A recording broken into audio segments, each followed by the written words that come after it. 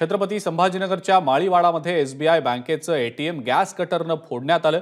Gas कटरनं ATM फोडल्यामुळे तब्बल 13 लाखांच्या नोटा जळून खाक झालेल्या आहेत। 2 चोरट्यांनी गॅस कटरनं एटीएम फोडण्याचा प्रयत्न केला, मात्र गॅस कटरमुळे एटीएमला आग लागली, ज्यामध्ये 13 ते 15 लाख रुपये जळून खाक झालेले आहेत। या संदर्भातली अपडेट आपण जाणून घेणार आहोत। कृष्णा केंडे आपले प्रतिनिधी आपल्या सोबत आहेत सध्या। कृष्णा, धक्कादायक हा सगळा प्रकार आहे। तब्बल 13 लाखांच्या नोटा यामध्ये जळून खाक झाल्याची माहिती मिळते। काय नेमकी अपडेट?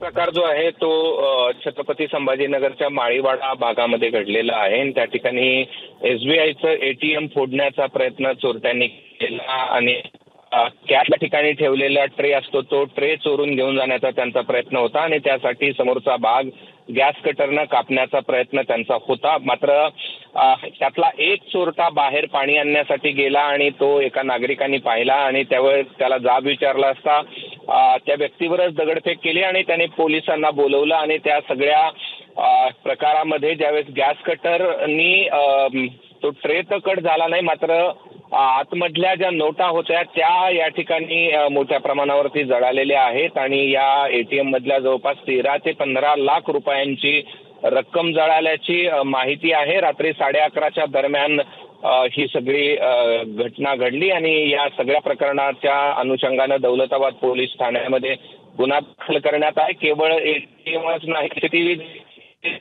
जाळण्याचा प्रयत्न या चोरट्याने केलेला आहे आणि पोलीस या सगळ्या प्रकरणाचा तपास करतायत। मात्र सगळ्या या चोरीच्या घटनेमध्ये जवळपास 13 ते 15 लाख रुपयांची रक्कम जळाल्याची समोर आला आहे।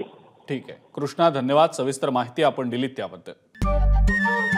नमस्कार। मन सुद्धा तुझं। ही एबीपी माझावरची वेगळीच मालिका खूप गाजली। हिचा दुसरा सीझन केव्हा येणार अशी अनेकदा विचारणा झाली, पण आता प्रतीक्षा संपली। लवकरच येतोय सीझन 2। मन सुद्धा तुझं। होई मन सुद्धा